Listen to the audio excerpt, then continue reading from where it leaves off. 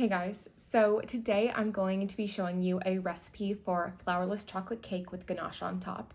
I found this recipe on Pinterest years ago and I've made it dozens of times for birthdays, Christmas. I get it requested by one of my friends every year for her birthday. I've tweaked it in a couple ways, which I'll point out, but it's super simple. I mean, you can make this with just a microwave. I use a bain-marie or a double boiler to melt the chocolate just because it's more reliable and easier to watch, but you can really make this as simple as you want. She uses chocolate chips, I chop chocolate, so you can elevate it however you want. I filmed this because I made this for Christmas Day, so I filmed this like Christmas Eve. Added some flaky salt and raspberries the day of, but it would be great with a number of different toppings. So I hope you enjoy. Alright, so the base of this cake obviously calls for a lot of chocolate. The recipe actually uses semi-sweet chocolate chips, but that just wasn't high enough quality chocolate for me, so I decided to use dark chocolate for the base and milk for the ganache. So I'm just slicing up the pound chocolate bars from Trader Joe's because they're very cheap for the amount of chocolate you get, so that's what I decided to use instead. After you've measured this out, you're going to pop it into a double boiler with some butter, melt it down, and that's going to be the foundation for your cake.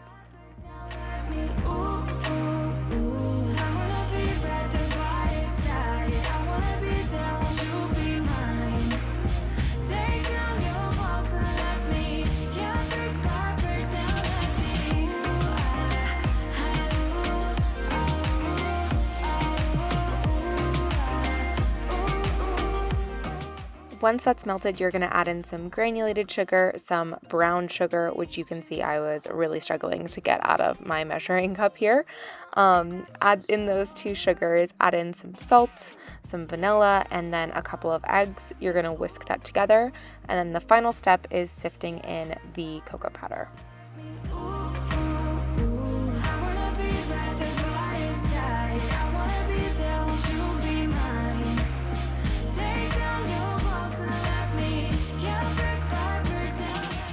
Because it's such a key ingredient, you want to make sure that you're using high quality cocoa powder. So you can use Dutch processed, or this is the Hershey's Special Dark, just because that's easier to find. So whisk that all together after you have it sifted in, and that's it. That's your batter. So you're just going to pour that into a prepared springform pan, spread it out because it will be a little bit thick, and then pop it into the oven for about a half hour.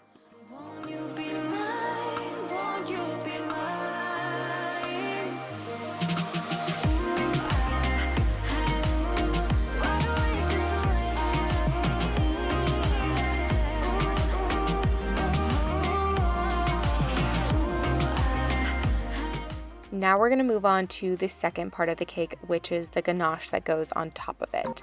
You're going to make the ganache with heavy cream, chocolate, and a little bit of butter. So put your heavy cream in a saucepan. You want to get it so that it's simmering, so that it's a little bubbly around the edges. And then you can add in your chopped chocolate. I used dark chocolate again like I did for the cake, but I'll talk about it later. I think milk would be best to sort of balance, give it that semi-sweet taste. Then you're going to add a little bit of butter and a little bit of salt, melt it all together, and you're good to go.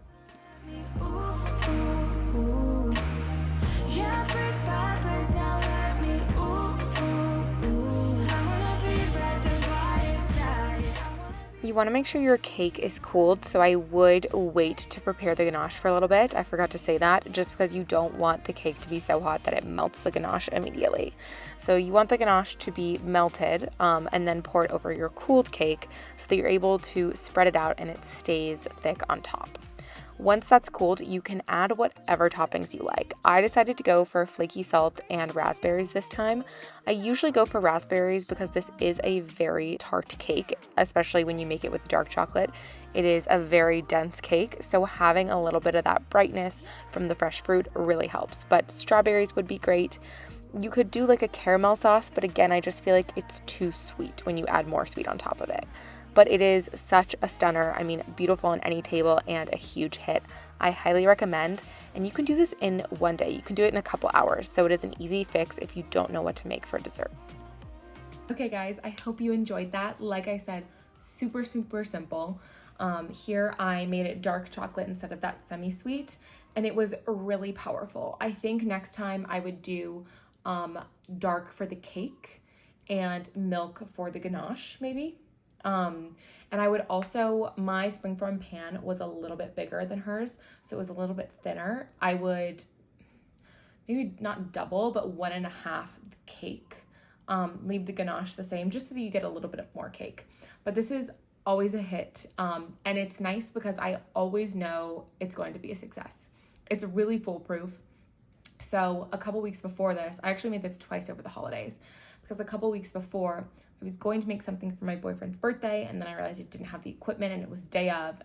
I needed to make something, and I realized this is the perfect thing. It's a crowd pleaser. Everybody loves it, and it's so simple.